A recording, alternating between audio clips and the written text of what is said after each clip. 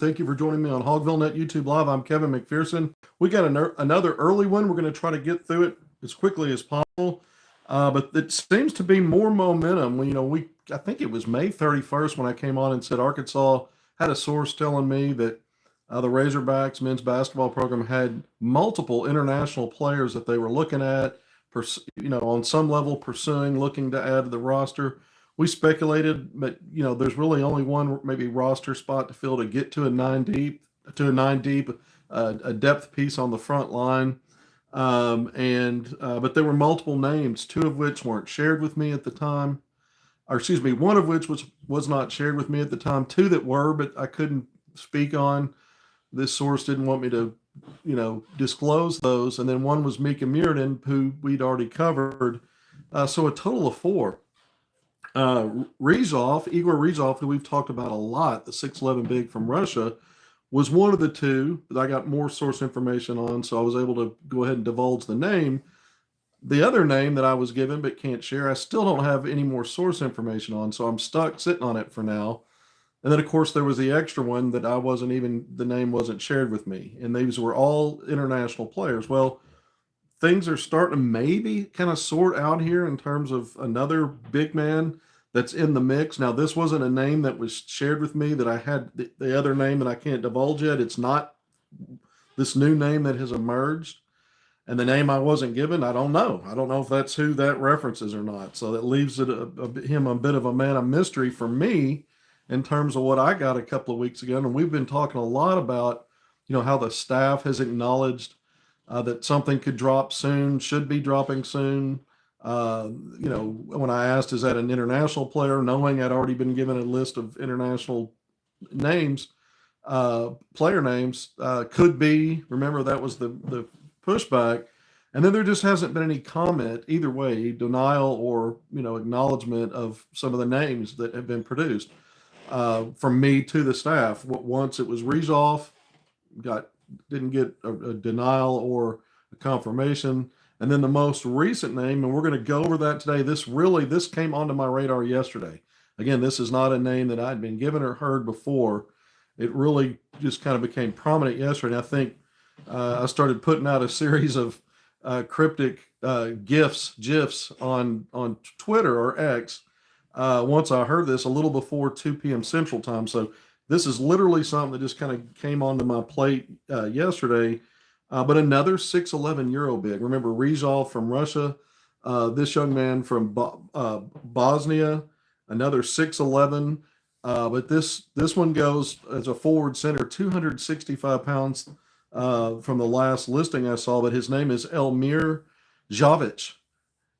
First name spelled Elmir, Elmir. Last name Javich, Dzafic.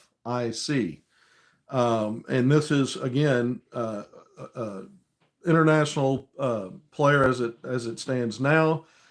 And not only did this name come onto the radar yesterday, this is another situation where you're hearing something could be, and a commitment could be announced soon. Even I was told yesterday, as soon as last night or sometime today. Well, last night came and went. We know the drill. That was a more specific timeline given to me for that player than we got for Rezov, which was just something could be announced soon. This was a little more specific, so we'll see if it gets announced today, and if it actually gets dropped today.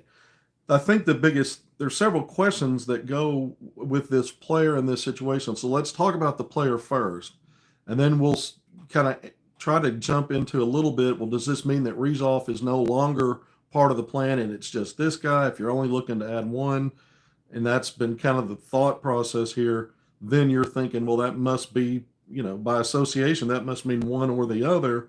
And if this guy gets announced today, maybe that means Rezov's off the table. I don't necessarily think so. We're going to go through that and I'll explain it. And in addition to today, we're going to also talk about the latest scheduling news that came again from John Rothstein, leaking out early, I guess, before it officially announced the field for the ACC SEC Challenge in 2025, and Arkansas's opponent, which has been announced for that. We're going to, again, talk about the history a little bit, what it means. So that'll be the second part of what we do today. And it was one of the teams that I was hoping for. I listed mentioned several times on here, 3 or 4 that I was looking for, was hoping it would be, and this was one of them. So I think it ended up being really good for Arkansas because they're going to host that game at Bud Walton Arena once again. All right, so let's get back to Elmir Javich. Again, 6'11", 265, plays for KK Bosnia.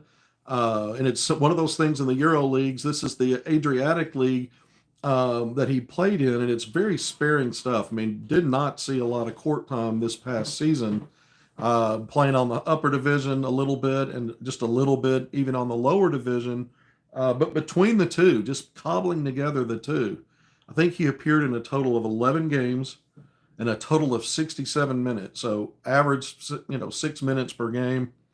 And he totaled 21 points and 16 rebounds in 67 minutes. That was it for the whole season.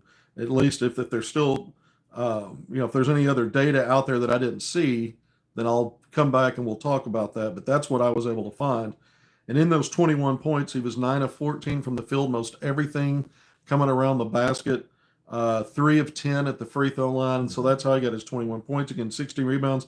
All of that amassed in 67 minutes. A couple of years ago in 2023, now this player literally just turned 20. Javich just turned 20. June 9th was his birthday, so we just rolled past that. 20-year-old big man. 2 years ago in 2023, playing in FIBA U18 basketball, he averaged 12.2 points and 10.4 rebounds in that event, in that level of play, and shot 61% from the field. But what you need to know about this is I'm told by one of my sources connected with the international stuff that was not even the main level of the U18 playing FIBA. It was like the B division or the B level. So, and that source told me, look, usually on that level, there's probably 10, maybe 15 players that even make it D1 period that are playing at that level of U18 FIBA. So this is all information that I've put together and has been shared with me. So take it for what it's worth in terms of how you want to envision a role for something here for this guy. But if indeed, just like we said with Rizov, we have not enough information on our end to say that this is a silent commit, a private commit, something that's happening. We've only told you that there are sources saying it looks like these players are headed to Arkansas. We've checked paperwork stuff. Again, for this guy yesterday, still nothing on him or Rizov in terms of the University of Arkansas in the admissions process. And so, most of these sources are coming now from international connections in terms of that's really what they're drilled in on and what they cover. So, or involved with. Sometimes it's an agent. So some of my source information has been agents who represent a lot of international players, so they're in the mix in terms of those conversations. So you just never know until it's, especially with international. That's the least I'm plugged in on when it comes to recruiting. I have to really rely more on folks that are dialed in, and I feel a little vulnerable not knowing as much in that aspect of, the prospect pool when you're looking at recruiting, especially this time of year, because the portal's effectively done. Obviously, it closed a while back, and most of the kind of players you'd be looking at have been picked over and taken, even if it's a back-end depth piece at this point. It's kind of the international route. And when we see these daily updates about international players going to other schools or other schools adding players, it's mostly international right now. It's just we're still waiting to see, does Arkansas have an announcement today? Is it Elmir Javich? Is it some combination of him and Rizov? Because here's how I see that. These are not comparable talent values, and they're not comparable when you look at the depth value when you project. We said Rizov would slot right into the rotation as a backup to Trevor Brazile. Now you would go from an 8 deep to a 9 deep in terms of your big projected minutes, your 2 deep projected roles. And then how does Isaiah Seeley fit in as, I guess, your 10th player? Even Kareem Artal, who I project as your 11th guy, in a scenario where you add a Rizov. Those would be the numbers. Rizov 9th, Seeley 10th, Artal 11th, the way I see it. All right, and more questions about guys like Seeley and Artal in terms of how do they really project in terms of roles, minutes, how much of it's emergency and developmental, and then you've got a solid top nine there where you're not really questioning as much. Are they going to be in the rotation? Yes, they would be. Okay, so that's Rizov. This guy, Javich, to me is more of a developmental, absolute back end type of piece. I won't go as far as to plot him in with the guys that are effectively walk ons, whether technically they're on athletic scholarship or they're actually a walk on. But if that back end of guys that just will really never play unless it's a blowout, and they like last year, those examples, I think the most anyone played was maybe one or excuse me, 2 or 3 games. Several only appeared once, and again it was mop up time. So you know that's really what I would envision. Maybe something a little not quite that stark or not quite that dramatic for a guy like Javich, but not far from it. I just don't see him, factoring into your two deep rotations. One way to say, where I think Resolve would. That's why I think because we saw Arkansas fill up its roster last year with players that weren't going to impact. This is exactly similar to what this could be, and you're still pursuing Resolve. Now, if you remember I almost forgot to bring Rezoff up on the last segment yesterday. We came on 9:50, had about a 30-minute segment. I had planned on talking about him sooner, and it ended up being the end of the segment. I remembered to bring it up. So the last 2 minutes, go back and watch it. Every day we've been given updates that sources are saying they think it's heading toward Arkansas. We still can't confirm on this end any kind of commitment. Take it for what it's worth, but the staff has acknowledged that there could be a commitment coming soon or be looking for that. All right. Yesterday in the last 2 minutes was really the kind of the first, if you want to call it a negative or a pause button. I brought up the fact that I've been told by some of these same connected sources that there may be some complications with him in terms of being able to get here and be actually added and go forward with the season at Arkansas. That it may take a while and could be even the end of the summer before something got resolved. And I even said, does that mean you pump the brakes? I asked the question openly. Do you pump the brakes and move on and look elsewhere, and maybe continue to pursue it? But now maybe you try to find someone that you could plug into that two deep role, who also would help your team, but you don't have as many question marks. I mean, the Cream Artal, remember, he committed months ago, and as a lead up to the move in at the end of May, getting on campus, there was a process for him. And remember, we were able to confirm his paperwork had been done through the U of A. He'd been cleared by the NCAA. That's what his agent told me. That was the updates I was getting in real time and sharing on here. But they were still in the process of getting his visa worked out, and eventually that landed, I think, a few weeks before. So that process, they had a lot of time from the time he committed to when he got on campus. There was a lot of time to effort that and make that happen. This now it seems like it's on a pretty significant, trying to be on a fast track. The timing's much different. There's time, but what does it mean in terms of Arkansas's patience? Do we know what the snags could be potentially where they're not even sure they can still get him? Those are the kind of things. Or they know it's just going to take time and they're not ready yet for his commitment announcement to go public. And they're still okay there. And you're adding two. But really, in terms of your rotation, the talking point was the playable rotation was always going to add one more. And again, Javich, I don't see, based on his body of work, him factoring into a two deep rotation.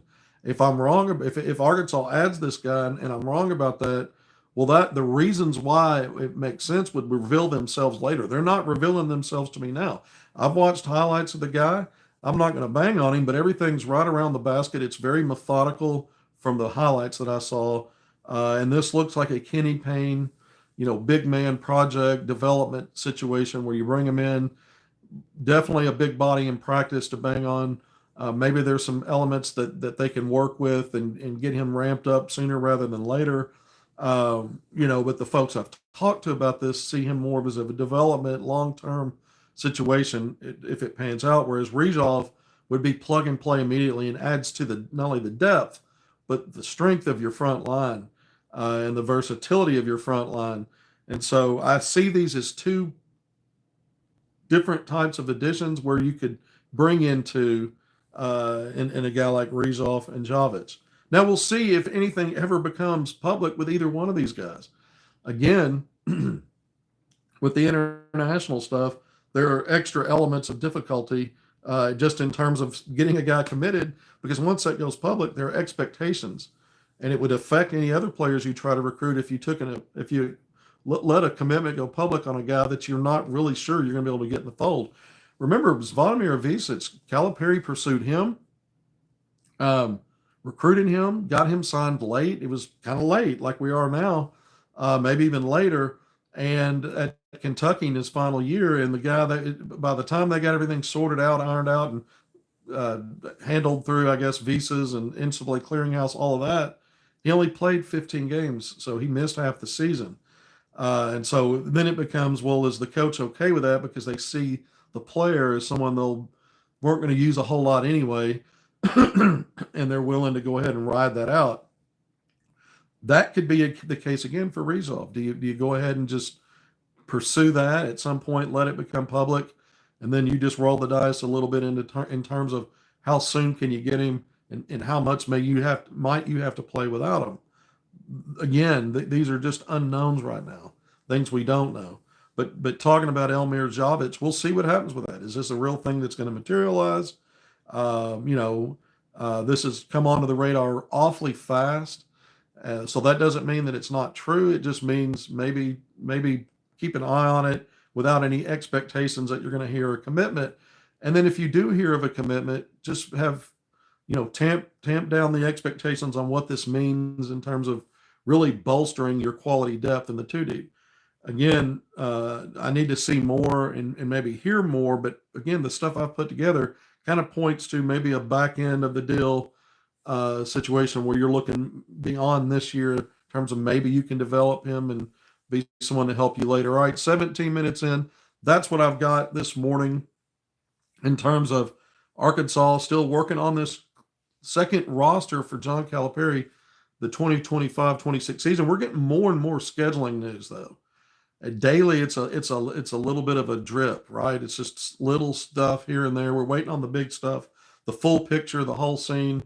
It's been a lot of non-conference stuff. Then we got the news yesterday and talked about it yesterday. Arkansas and Kentucky in a one-off, but it's in Bud Walton Arena this coming season. That's a league game. Obviously, any day now, we'll get the drop of all the matchups, all 18 games, assuming it's still an 18-game format. We'd know by now if they upped it. And there's been talk about going to 20. But we'll see the matchups. We won't have all the playing dates, playing times, TV designations, but we'll at least get the matchups and know who the round robin home and aways, then the home games, and then the away/road games. We're still waiting on that. But we got the ACC SEC challenge opponent yesterday. Man, John Rothstein, CBS Sports, is getting mentioned on here daily because he's the one that's dropping stuff right and left. But he announced the matchups for the ACC SEC challenge yesterday via his Twitter account. And one of the teams that I was hoping that would land on Arkansas's would land for Arkansas on this is Louisville. Now, Louisville was one of the under Pat Kelsey, first year head coach last year, just like Calipari, year one at Arkansas. Kelsey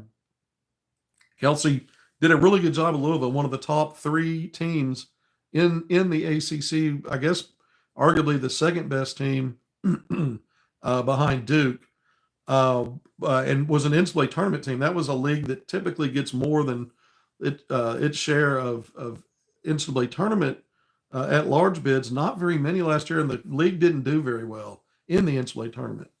Outside of Duke getting to the Final Four, that was the one team that really did anything. But Louisville, year one under Pat Kelsey, that team will come into this season preseason ranked. I mentioned John Rothstein's top 45 update just a couple of days ago. When I went through some of these non-conference matchups, once we learned about Houston, we've known about Duke, and just looking at where were those teams ranked. Houston, number 2 in Rothstein's 45. Who knows where they'll be in December? Probably still December 20th, probably still ranked pretty highly. Duke at number 9 in the Rothstein 45. We know the Hogs play Duke on November 27th. That's Thanksgiving Day, and that'll be in Chicago. But now We've heard of Louisville in the ACC SEC Challenge. That game again will be in Fayetteville. We don't have it. Rothstein did not put out the dates for that. Maybe he doesn't have them. In year one of that event, 2 years ago, when Arkansas defeated Duke in Bud Walton Arena, top 10 rated Duke team, and what was otherwise a miserable season, a losing season, that was that was the Super Bowl win for the Hogs. That game was played in late November. Arkansas had just gotten back from the Bahamas, and it was a late November game. Last year, the ACC SEC Challenge games were played in early December. I think December 3rd was when Arkansas played at Miami. So we're not sure. Is it late November? Is it early December? My guess is it's early December because Thanksgiving Day is the 27th, and that's when Arkansas plays Duke in Chicago. Now, could they play it sooner than that? I guess in theory that could be scheduled sooner, the ACC SEC Challenge. But my guess is we're looking at another early December date, something like that. And so that's, kind of keep an eye on that. We'll be looking out for the playing dates. And this is one of the marquee matchups in this event. The other ones that stood out, I'm not going to go through all of the games. It's a lot. But Florida will play at Duke. North Carolina will play at Kentucky.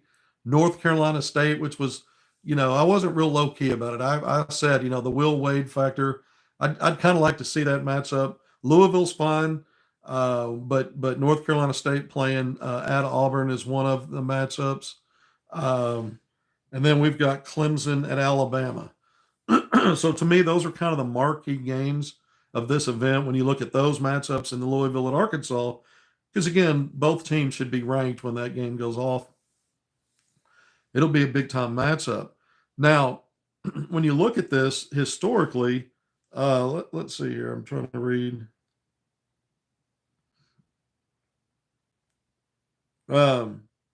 Historically, these programs have met 8 times, and the series record is even 4-4. The first 4 games that these teams played, when you go back and look at it, were all in the kind of the late 70s, early 80s, mid 80s, and they were all NCAA tournament games. And the overall record's even at 4-4, and the record in the NCAA tournament is also even 2-2. I watched. It was a ranked Louisville team. Arkansas was ranked, and this was the Moncrief led as a senior, first team consensus All-American, the Elite 8 led team. The triplets were no longer together because the Final Four team the year before, Ron Brewer Sr. had moved on, was what we call now a lottery pick, and was a rookie that season playing for the Portland Trailblazers. And Marvin Delph had also exhausted his eligibility. So it was Moncrief, and the Razorbacks defeated, I think, 13th ranked Louisville in the Sweet 16 to move on to that Elite 8 matchup against Larry Bird, Indiana State. We know how that ended. In controversy at the end, I still think U.S. Reed was tripped, should have been a foul. They called it travel. Indiana State scores in the paint, basically a buzzer beater to go up by a point and end up winning that game and eliminating Arkansas in the Elite 8. But a couple of years later in 81, it was U.S. Reed with the shot heard around the NCAA tournament with the half-court buzzer beater. Back then, there was no three-point line, and so that counted as 2. But Arkansas was down a point, so 2 points was all you needed to win, and that was a 12th ranked Louisville team in the round of 32, and Arkansas moved on to the Sweet 16. And then the next 2 games the teams played were also NCAA tournament. Another one that was a Sweet 16 game, and in that game Louisville gets a last-second shot in the paint. I think it was Derek Smith.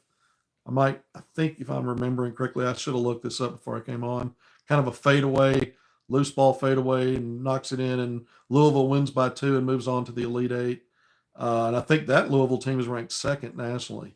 And then Louisville again in the round of 32, when Louisville, I believe they were the defending national champions. This was Todd Day, Lee Mayberry, and that group were freshmen in the 88 NCAA tournament.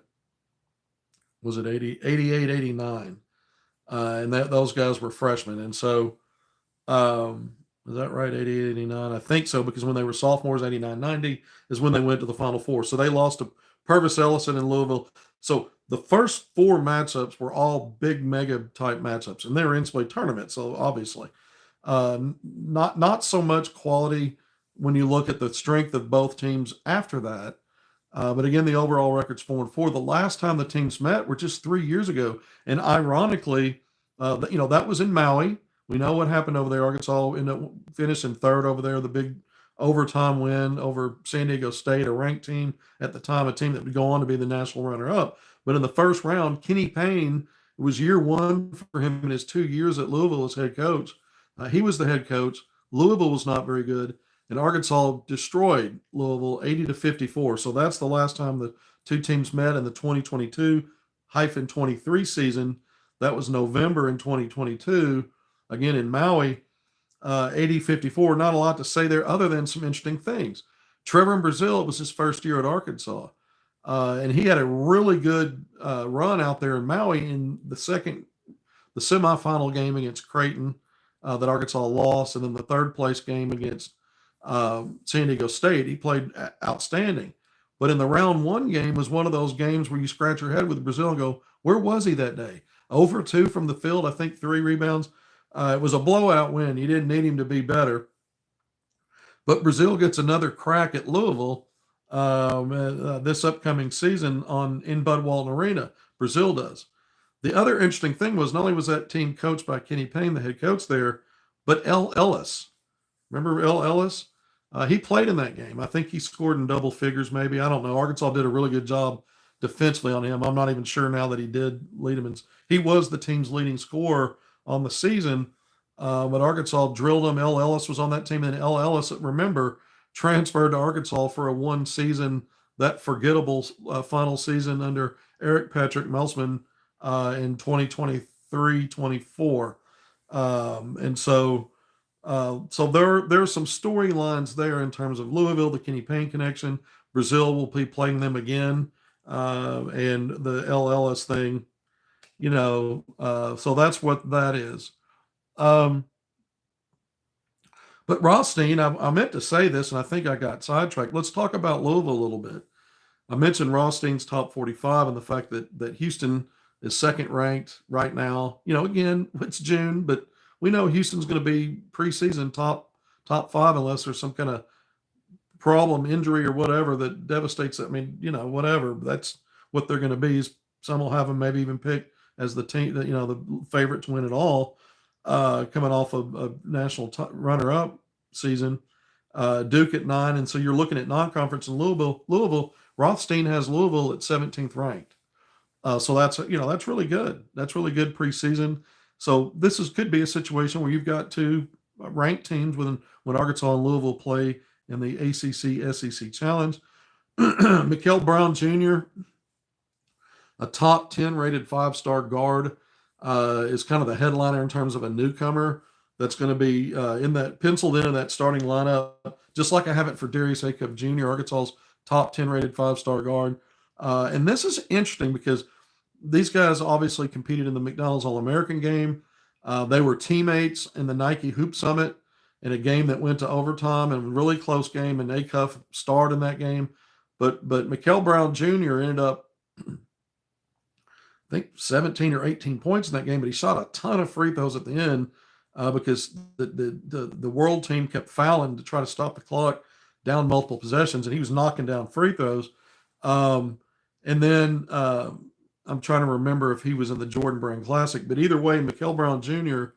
is a guy that's got a lot of hype around him. And I remember when I was putting out my list after these games of the top performers, as I saw it, I had Acuff listed just about every time. And I don't remember if I did include Mikael Brown Jr. or not, but I remember on my X post on this, Louisville fans were just jumping all over me for not saying more about their guy. And they were making the point of this guy's clearly better than Darius Acuff Jr. I kept seeing he's just a better player. And these were coming from the Louisville fans. Whereas I wasn't hearing a whole lot from other fan bases when I didn't include their guy.